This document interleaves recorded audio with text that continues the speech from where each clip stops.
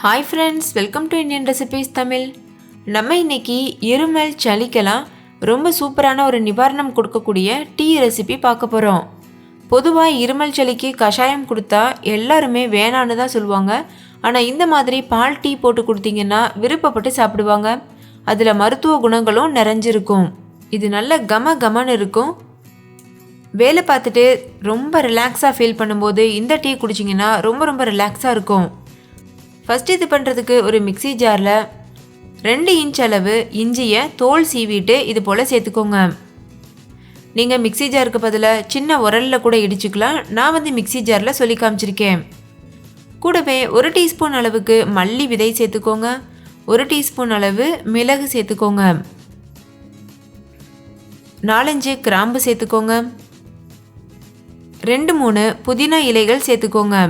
புதினா இலைகள் ரொம்ப சேர்க்கக்கூடாது, 2-3 சேர்த்தா போதும். இதுக்கு பதிலாக நீங்கள் துளசி இலை கூட சேர்த்துக்கலாம். இப்போ இந்த மாதிரி நல்லா குறப்பாக அரைச்சி எடுத்துக்கணும். இப்போ இது ஒரு உரமாக இருக்கட்டும். நீங்கள் உரலில் வச்சு நசுக்கிறதா இருந்தால் கூட இது போல் குறப்பாக நசுக்கி எடுத்துக்கோங்க. இப்போ ஒரு பேனில் 1 கப் அளவு தண்ணி சேர்த்துக்கோங்க. இந்த தண்ணியில் நம்ம ஏற்கனவே குறப்பாக அரைச்சி வச்சுருக்கிற அந்த மிக்சரை சேர்த்துடணும். உங்ககிட்ட ஏலக்காய் தூள் இருந்ததுன்னா இந்த டைமில் 1 டீஸ்பூன் அளவு ஏலக்காய் தூள் சேருங்க. ஒருவேளை நீங்கள் ஏலக்காய் தூள் இல்லாமல் ஏலக்காயாக வச்சுருந்தீங்கன்னா மிக்சி ஜாரில் அரைக்கும் போதே 2-3 ஏலக்காய் சேர்த்து அரைச்சிக்கோங்க. நான் ஏலக்காய் தூள் சேர்த்துருக்கேன். இந்த டைமில் 2-3 டீஸ்பூன் அளவுக்கு டீ தூள் சேர்த்துக்கோங்க. நீங்கள் நார்மலாக யூஸ் பண்ணுற டீ தூள் சேர்த்துக்கோங்க. சேர்த்துட்டு இதையும் நல்லா மிக்ஸ் பண்ணிக்கோங்க. கூடவே 2 சின்ன துண்டு அளவு வெல்லம் சேர்த்துக்கோங்க. இல்லை நாட்டு சக்கரை சேர்த்துக்கோங்க. சக்கரை சேர்க்க வேண்டாம். நான் 2 பேருக்கு டீ பண்ணுறேன். ஸோ அதனால் இந்த அளவுகள் 2 பேருக்கு கரெக்டாக இருக்கும். நீங்கள் அதிகமான பேருக்கு செய்கிறீங்கன்னா தண்ணியோட அளவையும் பாலோட அளவையும் அதிகப்படுத்திக்கணும். இந்த டீ சளி இருமல் இருந்தால் தான் சாப்பிடணும்னு கிடையாது. நார்மலான டைமில் கூட சாப்பிடலாம். உடம்புக்கு ரொம்ப நல்லது. இப்போ டிகாஷன் நல்லா இறங்கிடுச்சு. அந்த தண்ணி பாதியாக வற்றி வந்துருச்சு.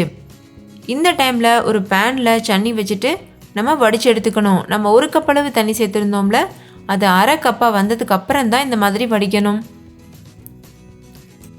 இது நல்லா வடித்து எடுத்ததுக்கப்புறமா காய்ச்சி வச்சுருக்க பால் சேர்த்துக்கோங்க. பாலும் நல்லா சூடாக இருக்கணும். பால் சேர்த்ததுக்கப்புறமா ஒரு தடவை நல்லா ஆற்றிக்கோங்க. ஆற்றிட்டு நீங்கள் சர்வ் பண்ணலாம்.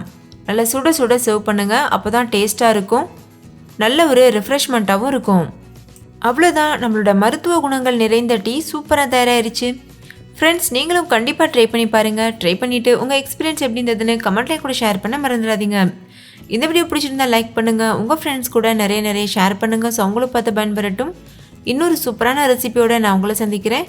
அதுக்கு முன்னாடி நம்ம சேனல் இந்தியன் ரெசிபீஸ் தமிழை சப்ஸ்கிரைப் செய்துக்கோங்க. தேங்க்யூ. பாய்.